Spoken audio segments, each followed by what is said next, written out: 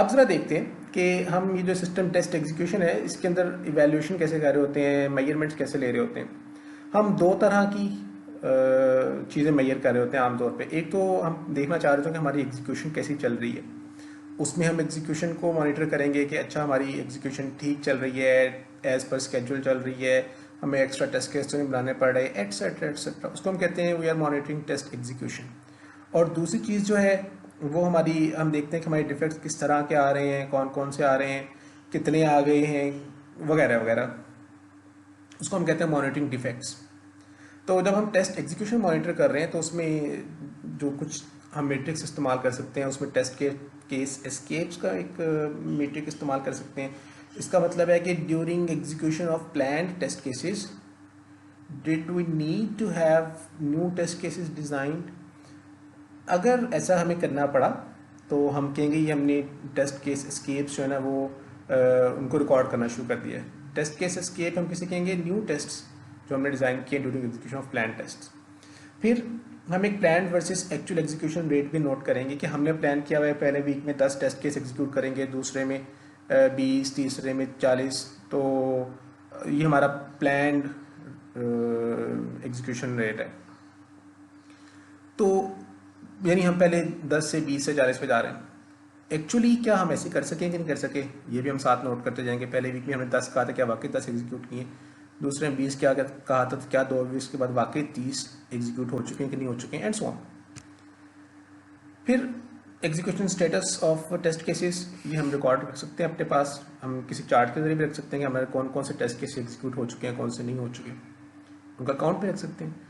Defects monitor करते हुए हम देख सकते हैं हमने कितने डिफेक्ट्स को FAD कहा, कितने डिफेक्ट्स को इरिप्रोड्यूसिबल कहा।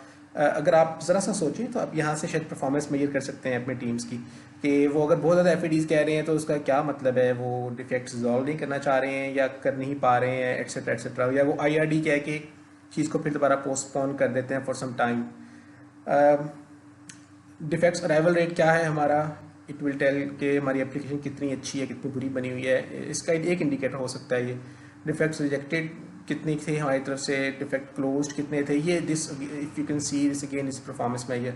Outstanding defects, this can also be consider a performance measure. हम ज़रा सी डिस्कशन इसके ऊपर कुछ देर बात कर लेंगे। क्रैश डिफेक्ट्स, इस तरह के डिफेक्ट्स हैं जिनकी वजह से सिस्टम क्रैश हो रहा हो, हाई सिवियरिटी के डिफेक्ट्स कह लें इनको आप। Arrival and resolution of defects हमारा कैसा रहा through out this life cycle. तो ये हमारे कुछ मैट्रिक्स हैं, इनको ज़रा सा एक एक करके देख लेते हैं जो इंपॉर्टेंट है इनमें से। टेस्ट केस एग्जीक्यूशन मॉनिटर करने के लिए हमने कहा 3 चीज़ें होती हैं, test case escapes, plan versus actual execution rate and execution status of test cases. Test case escapes हमने बात की थी कि वो चीज़ें जो हमें टेस्ट करते हुए नई लिखनी पड़ रही हैं, बिकॉज हम जब टेस्ट कर रहे थे तो हमारे जहन में कुछ पॉइंट्स आते जा रहे हैं और हम उनकी वजह से उन पॉइंट्स की बेस पे कुछ नए काम करते जा रहे हैं। इससे क्या होता है, इससे हम असल में देख ही सकते हैं कि हमने इससे पहले जो टेस्ट केस डिज़ाइन किए हुए हैं उनकी इफेक्टिवनेस क्या है, हम वो भी मेजर कर सकते हैं। तो हम टेस्ट एस्केप्स को इस्तेमाल करते हुए क्या करते हैं, हम अपनी टेस्ट केस डिज़ाइन यील्ड को मेजर कर सकते हैं। हम कह सकते हैं कि जी हमारे number of plan test cases NPT से इसको यहाँ पे रिप्रेजेंट किया हुआ है, वो कितने थे, और उसको हम डिवाइड कर दें NPT प्लस TCE के साथ, TCE का नंबर एक्चुअली। तो इससे पता चल जाएगा कि हमारी टेस्ट केस यील्ड कितनी अच्छी थी। और इससे क्या होगा, हम कहेंगे कि हमारा टेस्ट सूट एक्चुअली कितना अच्छा, कितनी अच्छी कैपेबिलिटी रखता था टू फाइंड डिफेक्ट्स और कैप्चर डिफेक्ट्स। अगर वो ऐसे ना कर सकता, अगर नहीं कर सकता था, वो ज़्यादा अच्छी कैपेबिलिटी नहीं रखता था, तो इसका मतलब हमें बहुत सारे TCEs बनाने पड़ रहे हैं। बहुत सारे TCEs बनाने पड़ रहे हो तो इट इज़ अलार्मिंग। तो उस केस में क्या करना चाहिए, उस केस में हमें चाहिए कि हम ज़रा एक दफ़ा देख लें कि हमने क्या गलती की है। अब हम यहाँ पे और तो कुछ नहीं कर सकते सिवाय इसके कि हम इन TCEs को बनने दें और एग्जीक्यूट होने दें। लेकिन हम नोट कर सकते हैं फॉर फ्यूचर कि अपना टेस्टिंग प्रोसेस नेक्स्ट टाइम हम ठीक रखें, और उस टेस्टिंग प्रोसेस के अंदर हम पहले ही TC/TY जो है वो मेजर करते हुए जा रहे हैं, और हम कोशिश करें नेक्स्ट टाइम हमारा TC/TY पहले से बेहतर होगा। दूसरी चीज़ जो हमें पता चलेगी इस TC के नंबर के इंक्रीज़ करने से, वो ये होगी कि हमारा स्केड्यूल अब शायद ख़राब हो, ये बात नोट करने वाली है, हमारा स्केड्यूल ख़राब हो सकता है इसकी वजह से। ऑलराइट, दूसरी जो चीज़ है वो है हमारे plan versus actual execution rates. Plan versus actual execution rates जो हैं वो हम किस तरह से हमारी मदद कर सकते हैं during this test case execution monitoring. उसका एक रियल प्रोजेक्ट से एग्जांपल हमारी किताब में दी हुई है। वो कह रहे हैं कि क्यूमुलेटिव काउंट दिया गया है, यानी जो लेफ्ट से राइट आप मूव कर रहे हैं तो ये क्यूमुलेटिव काउंट है। पहले अगर हमने वीक 1 में 25 टेस्ट केस रन करने का कहा था, एग्जीक्यूट करने का कहा था, तो वीक 2 तक हम क्यूमुलेटिव 100 करना चाह रहे हैं। इसका मतलब है अब हम 75 वीक 2 में करना चाह रहे हैं, और 50 वीक 3 में करना चाह रहे हैं, और 100 वीक 4 में करना चाह रहे हैं नए, बाकी पुराने वाले चलते जा रहे हैं ना। तो क्यूमुलेटिव टेस्ट केसेस हमें नजर आ रहे हैं यहाँ पे ना, मुसलसल इसमें हमारी बार्स ग्रो कर रही हैं। तो ये जो प्लान वर्सेस एक्चुअल वाली चीज़ है, ये ड्रॉ कर लेने से क्या फ़ायदा होता है, इससे पता चल जाता है कि हम कितना अच्छा या कितना बुरा जा रहे हैं। हमारी productivity of the testing team जो है ना, इससे नज़र आ जाती है। अगर मिसाल के तौर पे हमारा एक्चुअल रेट काफ़ी नीचे रहे प्लान रेट से, तो इसका मतलब क्या है? इसका मतलब क्या है कि स्केड्यूल जो है उस पर इम्पैक्ट आएगा। तो हम क्या चाहेंगे, हम स्केड्यूल पे इम्पैक्ट आने से बचने की कोशिश करेंगे। हम या तो कुछ शायद पैरेलल हम रिजल्ट आइडेंटिफाई करेंगे ना, हो सकता है हमारे टेस्ट बेड्स इतने ना हो कि हम पैरेलल टेस्ट केस एग्जीक्यूट कर सकें, या हमारे पास रिसोर्सेज इतने ना हो कि वो इन तमाम चीज़ों को हम जितना हम सोच रहे थे उस हिसाब से लेकर चल सकें। इनमें से जो भी मसला है उसको हम उस मसले को एड्रेस करेंगे। कुछ आप नोट कर रहे होंगे कि यहाँ पर हमारा जो एक्चुअल है, वाइट में जो एक्चुअल एग्जीक्यूशन है, ये बढ़ भी रही है इस पर्टिकुलर प्रोजेक्ट के अंदर बाज़ जगहों पर। ये इसकी वजह क्या हो सकती है, ये आप ज़रा सोचें कि क्या हो सकती है वजह कि ये एक्चुअल बढ़ रहे हैं, हालांकि प्लान से ज़्यादा हम करते जा रहे हैं। ये they could be multiple reasons, ठीक है, और ये रीज़न आप इसी स्लाइड से ही निकालने की कोशिश करें। एक रीज़न कम अज़ कम एक रीज़न आपको यहाँ से नज़र आ सकती है, क्या हो सकती है possibly. We do not know कि एक्चुअली ऐसा हुआ कि नहीं हुआ, लेकिन अगर ऐसा ग्राफ आ जाए तो आपको अगर कहा जाए कि जी एक्सप्लेन करें this larger number of white bars, तो आप क्यों क्या कैसे एक्सप्लेन करेंगे? There can be multiple reason, remember. तो एक रीज़न आपको कम अज़ कम यहाँ से निकालनी इस स्लाइड से, बाकी रीजन आप दे ही सकते हैं। तीसरी चीज, execution status of test cases. इस तरह का रिकॉर्ड रख लेना सही है। इसके अलावा आपको याद होगा हमने किसी स्लाइड के अंदर कॉरेस्पॉन्डेंस चार्ट की बात भी की थी किसी लेक्चर में, जिसमें हमने कहा था कि एक तरफ रिक्वायरमेंट्स होती हैं, एक तरफ टेस्ट केसेस होते हैं, और हम देख लेते हैं इनमें से कौन कौन से टेस्ट केस एग्जीक्यूट हो चुके हैं, कौन से नहीं। उस तरह की चीज़ भी नज़र आ सकती है। लेकिन ये जो मीट्रिक है, ये मीट्रिक कहते हैं कि काउंट रखें, आप एग्जीक्यूशन स्टेटस का काउंट रखें। मसलन हमने देखा कि वीक 5 में 5 एग्जीक्यूट हुए थे और 5 पास हुए। अच्छा, यहाँ पे पास फेल की वंस अगेन जो डेफिनेशन है हमारी, जो हमने शुरू में मायर्स की डेफिनेशन ली थी, उससे उलट डेफिनेशन है। हमने इसलिए आपको याद होगा शुरू में कहा था कि हम fault found, fault not found लिखा करेंगे अपने टेस्ट केस के अंदर, क्योंकि पास फेल वाली चीज़ जो है ना वो इंडस्ट्री और एकेडमिया की डिबेट में काफ़ी ख़राब हो जाती है। तो जो सॉफ्टवेयर टेस्टिंग की जो क्लासिकल किताबें हैं, जैसे कि मायर्स की किताब है और उसके अलावा उस ज़माने की सारी किताबें हैं जो अभी तक चलती आ रही हैं, जो उसको फॉलो करती हैं, वो तो टेस्ट केस पास होने का मतलब रखती हैं कि उसने फॉल्ट आइडेंटिफाई किया है, और टेस्ट केस फेल होने का मतलब रखती हैं कि उसने फॉल्ट आइडेंटिफाई नहीं किया, क्योंकि उसका ऑब्जेक्टिव फॉल्ट आइडेंटिफाई करना था। लेकिन यहाँ पर जो हमारी टेक्स्ट बुक में इस चैप्टर में इस्तेमाल हो रहा है, हमारी इस डिस्कशन में इस्तेमाल हो रहा है, यहाँ पे पास से मुराद है कि फॉल्ट नहीं मिला, और फेल्ड से मुराद है कि फॉल्ट मिल गया। तो यहाँ पे हम इस डेफिनेशन को लेकर चल रहे हैं इस डिस्कशन में अपनी। तो एग्जीक्यूट हुए 5 टेस्ट केस और 5 पास हो गए। तो उसके बाद बाकी मैगेज लिए में इन्होंने 31% है, 0.31% है, उसके बाद हमारे पास हुआ टोटल का, और पास्ट जितने एग्जीक्यूट हुए तो उनमें से कितने पास हुए, that is 100%।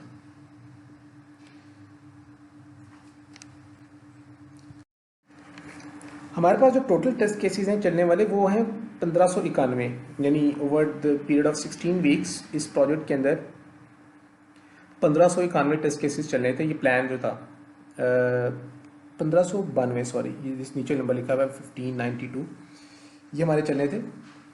This was as per plan. तो उसमें से ज़रूरी बात है पहले वीक में 5 टेस्ट केस एग्जीक्यूट हुए, और दूसरे वीक तक 45 हो चुके थे, तीसरे वीक तक 121 हो चुके थे, और उसमें से 108 पास हुए और फिर फेल हुए। आगे हमें पास का परसेंटेज मिल रहा है कि जितने एग्जीक्यूट हुए उसमें से कितने पास हो चुके हैं। इसका मतलब दूसरी सेंस में अगर हम देखें तो हमें फेलियर भी मिल रहा है। यहाँ पर 0% फेल हुए हैं, यहाँ पर कितने फेल हुए हैं, 29% के करीब शायद, यहाँ पर 11% के करीब, यहाँ पर 12% के करीब, यहाँ पर 17% के करीब, यहाँ पर 20% के करीब, 19.5 एंड सो ऑन। इस तरह से हम चलते जा रहे हैं। और आहिस्ता आहिस्ता अगर हम देखें, शुरू में तो चलें कुछ स्टेबिलिटी के इश्यूज हो सकते हैं, लेकिन आहिस्ता आहिस्ता हम देखें तो हम 100% के करीब हमारी चीज़ें पास हो रही हैं। ये वाला कॉलम है, ये ओवरऑल हमारे क्यूमुलेटिव बता रहा है कितने टेस्ट केसेस पास हो रहे हैं क्यूमुलेटिवली। यहाँ पर एग्जीक्यूटेड, जो रिसेंटली एग्जीक्यूटेड है इस वीक के अंदर, सिर्फ उसकी नज़र आ रही है राइट साइड वाले कॉलम में। पास्ट ओवर एग्जीक्यूटेड में, पास्ट ओवर टोटल में टोटल की नज़र आ रही है। और ये हमारी एक तरह से प्रोडक्टिविटी बता रहा है कि कितने % टेस्ट केस एग्जीक्यूट हो चुके हैं।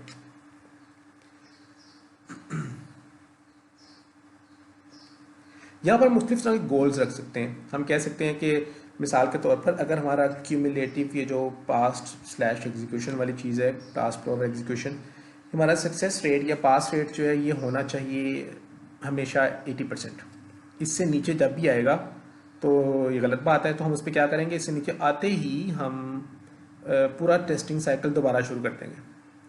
अगर ऐसा होगा तो सपोज हम 80% कहा था, तो इसका मतलब है कि ये जो वीक 2 है, वीक 2 के बाद इनको दोबारा फिर सारे टेस्ट केस एग्जीक्यूट करने पड़ेंगे। यानी जो 50 टेस्ट केस अभी तक एग्जीक्यूट कर चुके हैं, सॉरी 45, वो 45 के 45 वो दोबारा से एग्जीक्यूट करेंगे। ये 45 अगर आप देखें यहाँ से आ रहा है,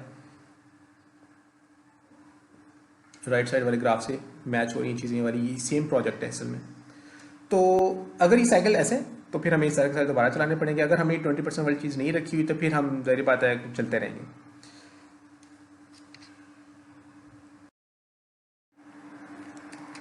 उसके बाद हमारे डिफेक्ट्स की मॉनिटरिंग आ जाती है। डिफेक्ट्स की मॉनिटरिंग में हम कहते हैं कि हमारे पास FAD काउंट एक मैयर है।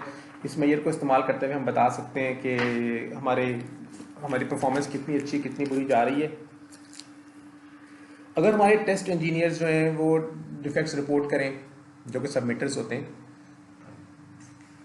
और वो सिस्टम को सही समझ नहीं पा रहे और FADs रिपोर्ट करते जा रहे हैं, यानी कोई ना कोई इसको कह रहा है कि FADs हैं, तो फिर इसका मतलब हम क्या लेंगे। रिमेंबर यहाँ पे सबमिटर जो है वो यूज़र नहीं है, वो टेस्टर है।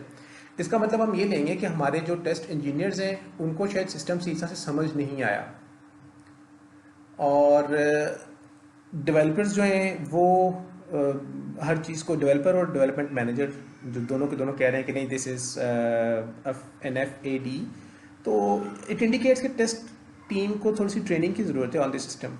अगर इसके एक ह्यूरिस्टिक से समझ लें, आप एक नॉर्म से समझ लें, वो ये है कि FAD count should stay below 10%। अगर ये 10% तक पहुंच गया है, ये एक्सीड कर रहा है, तो हम कुछ स्टेप्स लेंगे, कुछ एक्शंस करने पड़ेंगे हमें। वो एक्शंस क्या होंगे, they will be like training of test engineers and letting them know कि ये कुछ आपका अंडरस्टैंडिंग का इशू आ रहा है अबाउट द सिस्टम।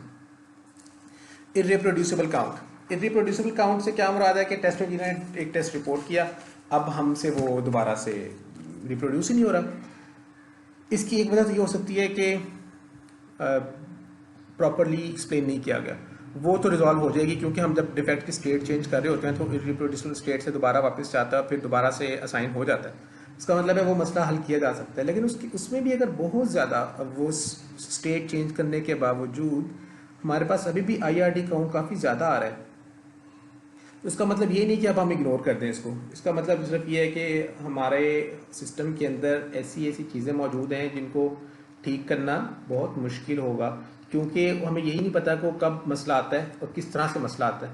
यानी अब डेवलपर्स को शायद ज़्यादा पता नहीं है सिस्टम के बारे में कि वो कैसे इन चीज़ों को ठीक करेंगे। उन्हें बना तो दिए, अब ये कुछ हिडन चीज़ें जो किसी भी टाइम पे सरफेस हो सकती हैं और वो मसला कर सकती हैं। तो अगर IRD काउंट बहुत ज़्यादा हो तो हम कह सकते हैं हमारी क्वालिटी काफ़ी मेंटेन करना काफ़ी मुश्किल होगा, और पोस्ट रिलीज़ काफ़ी सारे इश्यूज एंटिसिपेट कर लेने चाहिए IRD काउंट बढ़ने की वजह से।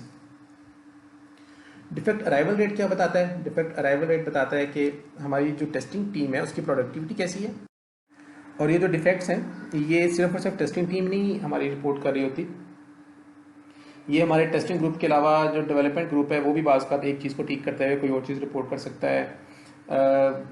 बाकी ग्रुप्स भी कर सकते हैं, जैसे कि हमारे कस्टमर का कोई कस्टमर सपोर्ट का नुमाइंदा भी कर सकता है, इस तरह की चीज़ें वो भी हमारे डिफेक्ट अराइवल रेट में काउंट की जाती हैं। तो डिफेक्ट अराइवल रेट में हम सिर्फ ये देख रहे होते हैं कि किस रेट पर डिफेक्ट्स हमारे रिपोर्ट हो रहे हैं, और आमतौर पे ये देखा जाता है कि एज द वीक्स प्रोग्रेस, यानी as the testing phase comes to an end, defect arrival rate should reduce. If it is not reducing तो हम कहेंगे अलार्म शुड बी रेज्ड कि ये मसला कहीं ना कहीं आ रहा है। It should be reduced with the passage of time. Defects rejected कौन से होते हैं? डिफेक्ट्स रिजेक्टेड वो डिफेक्ट्स नहीं है कि जिनको कहा गया कि ये FAT डिफेक्ट्स हैं या कोई और है, क्योंकि उसके लिए तो FAT काउंट है। डिफेक्ट रिजेक्टेड रेट में हम काउंट करना चाह रहे हैं कि हमने एज ए डेवलपर या हमारी डेवलपमेंट टीम ने किसी केस में टेस्ट टीम की तरफ से रिपोर्ट किए हुए डिफेक्ट के ऊपर जब कोई रेजोल्यूशन दे दिया, यानी जब हमारा डिफेक्ट रिजॉल्व स्टेट में चला गया, उसके बाद से कितने डिफेक्ट्स ऐसे हैं जो दोबारा फिर असाइन स्टेट में गए हैं। यानी हमने कहा एज ए डेवलपर कि हमने ठीक कर दिया मसले को, लेकिन वो एक्चुअली ठीक नहीं हुआ, इस तरह केस डिफेक्ट रिजेक्टेड कहलाएगा। और अगर इसका रेट काफ़ी बड़ा हो, काफ़ी हाई हो, तो इसका मतलब है कि अब हमारा प्रोजेक्ट जो टेस्टिंग वाला पार्ट है ये टाइम पे मुकम्मल नहीं होगा। क्यों? क्योंकि डेवलपमेंट टीम बार बार कहती है कि we have resolve the issue, और टेस्टिंग टीम कहती है नहीं, the issue is still there. तो अब ये साइकिल चलता रहेगा, और जब साइकिल चलता रहेगा तो हमारी क्यूमुलेटिव नंबर ऑफ डिफेक्ट्स जो हैं जो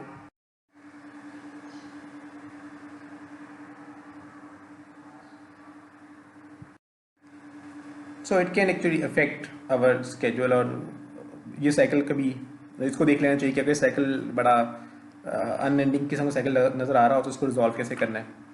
एक तरीका रिजॉल्व करने का ये हो सकता है कि हम डेवलपमेंट टीम को ये इंडिकेट करें कि दिस इज़ समथिंग जो कि it needs to be addressed, और आपके बहुत सारे डिफेक्ट्स जो हैं वो रिजेक्टेड की फॉर्म में आ रहे हैं, रिजेक्टेड की कैटेगरी में आ रहे हैं।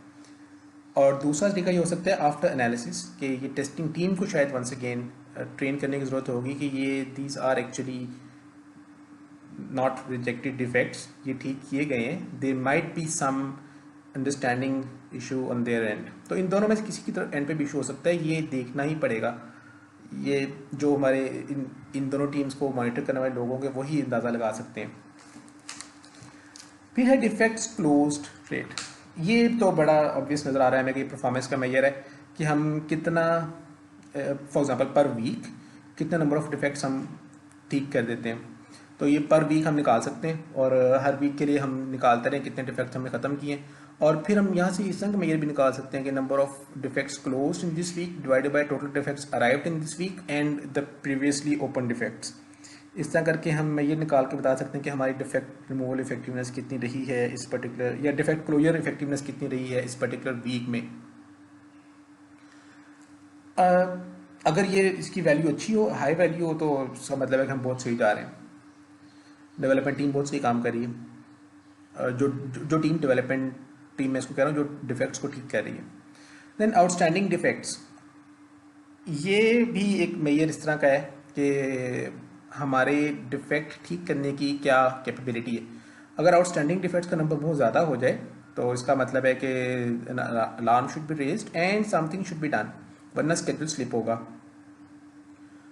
आउटस्टैंडिंग डिफेक्ट से अगर इसके नंबर बहुत नीचे आ रहा हो तो इसका मतलब है कि हम बहुत अच्छा काम कर रहे हैं। यहाँ से हम एक और मेट्रिक निकाल सकते हैं जो लोग इस्तेमाल भी करते हैं, उसको हम कहते हैं डेलिंक्वेंट फिक्सेस। डेलिंक्वेंट फिक्सेस से मुराद है ऐसे फिक्स जो कि अपनी रेगुलर टाइम से ज़्यादा वक्त ले चुके हैं लेकिन वो अभी तक रिजॉल्व नहीं हुए। रेगुलर टाइम हम आमतौर पे हम जब भी कोई डिफेक्ट हमारे पास रिपोर्ट होता है, हमने आमतौर पे ये भी अपने डॉक्यूमेंट्स में लिखा हुआ होता है कि इसका रेगुलर रेजोल्यूशन टाइम क्या होगा। मिसाल के तौर पे 3 वीक के अंदर अंदर एक रिपोर्टेड डिफेक्ट ऑफ मेजर, या ऐसे कहना चाहिए जो मीडियम लेवल की प्रायोरिटी होगी जिसकी, वो 3 वीक्स के अंदर अंदर रिजॉल्व हो जाएगा। जिसकी प्रायोरिटी लो लेवल की होगी वो 5 वीक्स के अंदर अंदर रिजॉल्व हो जाएगा, गिवन कि हमने वो ना किया हो, उसको पोस्टपोनमेंट में ना डाल दिया हो, इस तरह की चीज़ें। तो ये जो डेलिंक्वेंट फिक्सेस होंगे ये वो होंगे जो हमारे इस पर्टिकुलर जो हमने हमारे मेंशन टाइम है इससे ज़्यादा टाइम ले चुके हैं and they are still open. तो वो आउटस्टैंडिंग डिफेक्ट के साथ एक मेट्रिक मिलाकर लोग इस्तेमाल करते हैं डेलिंक्वेंट फिक्सेस का। फिर क्रैश डिफेक्ट्स जो हैं, क्रैश डिफेक्ट्स का काउंट भी ज़्यादा होना इस अलार्मिंग। ये नाम से हमें नज़र आ रहा है कि ऐसे डिफेक्ट्स हैं जिनकी वजह से सिस्टम क्रैश करता है, और ये एक ऐसे डिफेक्ट कैटेगरी है कि इनको बड़ा सीरियसली डील करना चाहिए। इसको हम स्टेबिलिटी मेट्रिक भी कहते हैं। अगर इसकी वैल्यू हाई हो तो हम कहेंगे हमारे सिस्टम की स्टेबिलिटी लो है, और हम इसकी बेस पे भी डिसाइड कर सकते हैं कि whether we should continue with delivery of this release और नॉट। एक और मेट्रिक जो हमारे डिफेक्ट्स के बारे में उसकी मॉनिटरिंग में मदद कर सकता है वो arrival and resolution of defects का रेट है। ये एक्चुअली रेट होना चाहिए, arrival and resolution of defects, but या काउंट भी ठीक है। काउंट से क्या होता है, हम देख लेते हैं कि रेट निकाल ही सकते हैं कि हमारा अराइवल पर वीक कितना हो रहा है और रेजोल्यूशन पर वीक कितना हो रहा है, तो हम रेट तो निकाल सकेंगे कि over a period of time कितना अराइवल एंड रेजोल्यूशन चल रहा है। वरना सिर्फ काउंट रखने से भी हमें अंदाज़ा होता है साथ साथ, यानी साइड बाय साइड हमने दोनों चीज़ें रख ली, हम देख के बता सकते हैं कि डिफेक्ट कितने फास्ट पेस पर आ रहे हैं, रिपोर्ट हो रहे हैं, और किस पेस पर हम इनको रिजॉल्व करके क्लोज करके यानी कि रख रहे हैं। इस तरह का जो मेट्रिक है वो हमें बता सकता है कि हमारी किस तरह की कॉस्ट बेयर की जाएंगी, रीवर्क कितना करना पड़ सकता है। मिसाल के तौर पे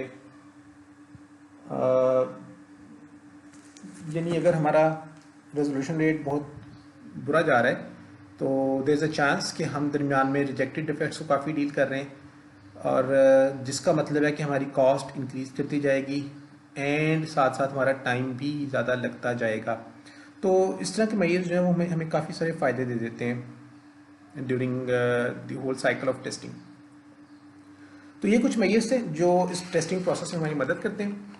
इनको इस्तेमाल करते हुए हम अपने पूरे टेस्टिंग प्रोसेस को यूज़फुल बना सकते हैं, और नेक्स्ट टाइम जब हम नेक्स्ट टाइम टेस्टिंग कर रहे होंगे तो हम इन मेट्रिक्स की बेस पर, इन मेजरमेंट्स की बेस पर हम अपने प्रोसेस को पहले से ज़्यादा इम्प्रूव कर सकते हैं। इसके बाद हम क्या करते हैं, जब हमने सिस्टम टेस्ट कर लिया, अब मॉनिटरिंग के दौरान हमने अपनी चीज़ें भी नोट करते गए, अपने डिसीजंस भी लेते गए। आपने देखा होगा ये वाले मैट्रिक्स बीच बीच में हमें इंडिकेट कर रहे थे कि हमें टेस्टिंग टीम को कुछ कहना है, हमें डेवलपमेंट टीम को कुछ कहना है, हमें ट्रेनिंग करनी है, एटसेट्रा एटसेट्रा, इस तरह की चीज़ें इंडिकेट कर रहे थे। तो ये जो चीज़ें इंडिकेट कर रहे थे उनसे हमें यकीनन फ़ायदा ही उठाना था। तो इसका मतलब ये मैट्रिक्स हमारे लिए बहुत ही यूज़फुल मैट्रिक्स थे। अब इसके बाद हम क्या करते, इसके बाद हमारी डिस्कशन होगी alpha beta testing, acceptance testing के ऊपर, और उस डिस्कशन को हम नेक्स्ट टाइम के लिए अभी छोड़ देते हैं।